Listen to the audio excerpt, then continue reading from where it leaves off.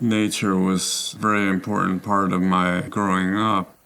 I think about childhood growing up in this place my mother called the Garden of Eden.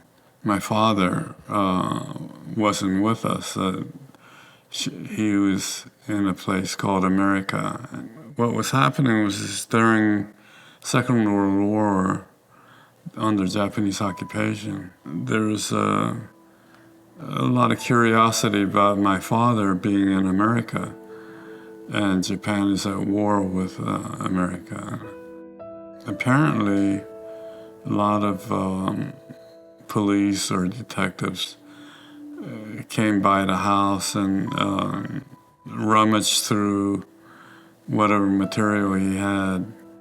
And my mother wanted to get away from it all, and she found this piece of land were planted with fruit trees all over. So I had kind of a complex outlook on nature. There's a beauty of it, and at the same time, a reminder of reality.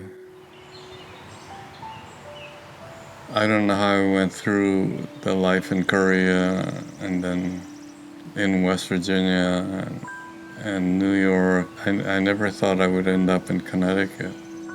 I think I've been lucky to have met the people that I've met.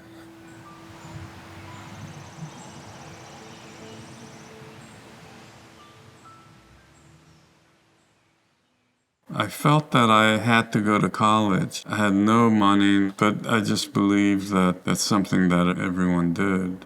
When it came time for college, I applied to, I think 2 schools for architecture and 3 for art. Pratt Institute gave me a full 4-year scholarship. It was the greatest thing that happened to me because not only the free education, but brought me to New York. And to me, New York, during those years, it had everything. All the great artists were still alive. New movements are being born. Everything was influencing everything else. New York was the ideal city to grow up.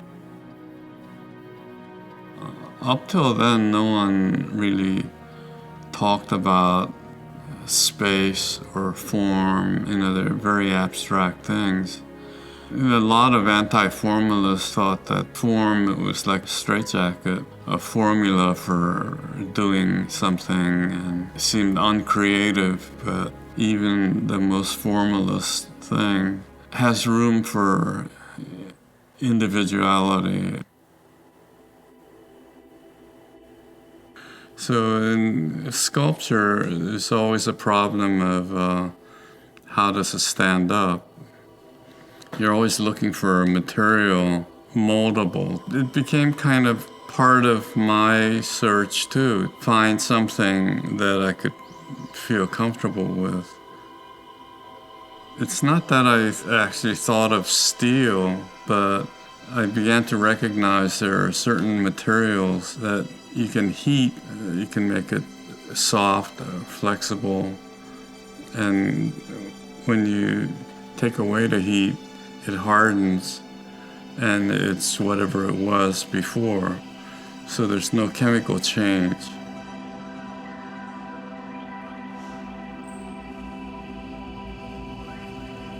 So steel is basic material for a lot of things because it has this versatility.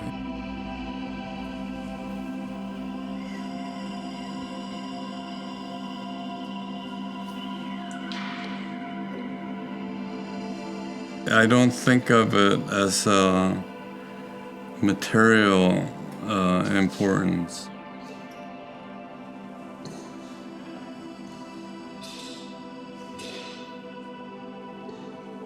First of all, I don't see wire, I see line.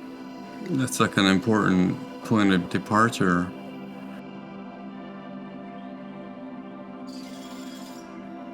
It's like saying it starts with one note. Literally, a lot of my pieces start somewhere in the middle with a dot or a line. It's how the line moves, that dictates what direction, what kind of rhythm. Very, very similar to music.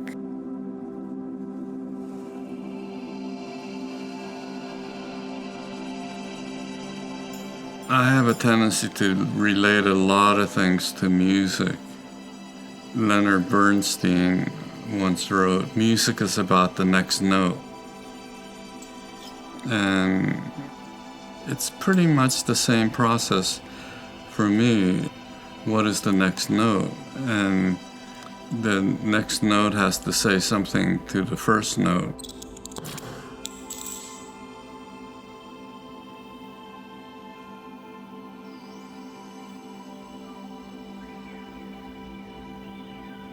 There's something about character issues. How is one impacted by the other one? Kind of a conversation taking place.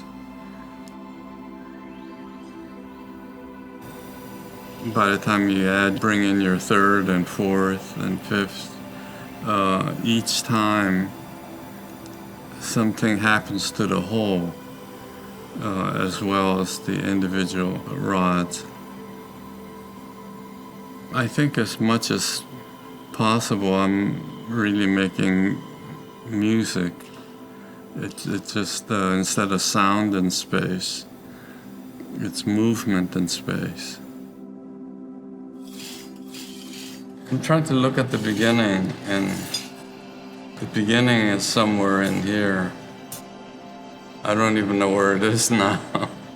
So when I'm starting, it could be just one little curve like this. And then maybe another curve. It's like Beethoven goes ta ta ta ta. How do you answer that? Oh, let me see. Ta ta ta ta.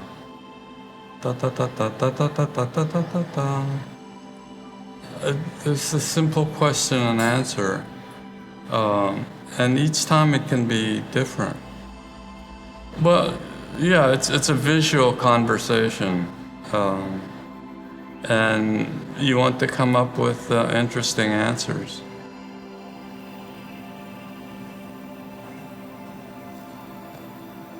We're talking about the parts and how they relate, and somehow communication within the piece becomes coherent. It becomes a meaningful discussion. It holds together, it makes sense, it says something.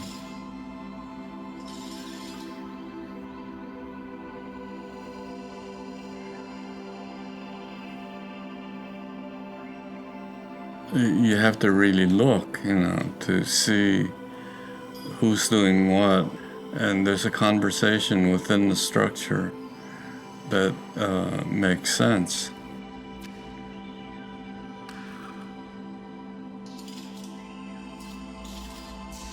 To the extent that it almost doesn't need the artist anymore.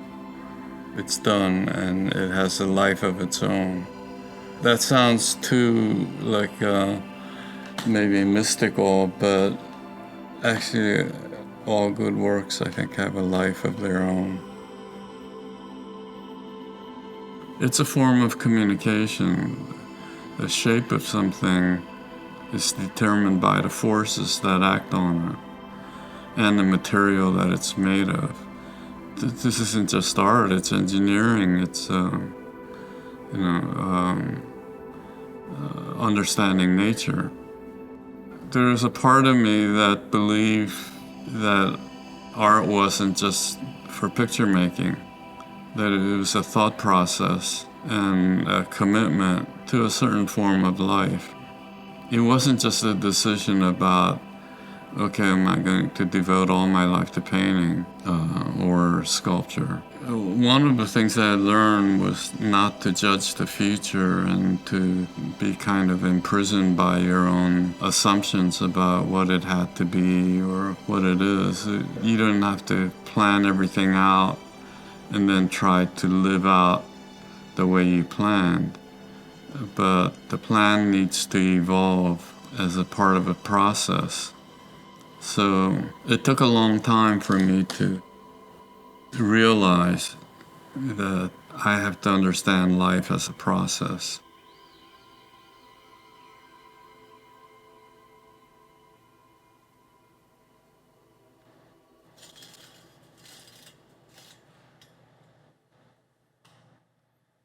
This is the way I begin, and it's like a planting, and it grows to a certain point, then some things will grow into other things. Some things will sit there for months, sometimes years. But sometimes even after a year, I may see something that I didn't see a year ago. And I pick up the conversation, and sometimes it grows.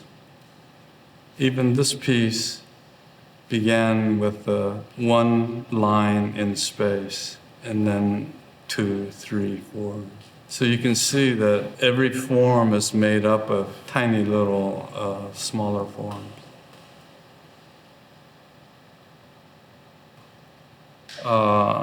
I don't want to know what the ending is. I would rather have it as a surprise. But I did a piece once called Storyteller's Dilemma, because you now are writing a story, but how should it end? And part of you might say, well, let's do it the old-fashioned way. It's been successful all this time. So the next story has the same ending as the first story. And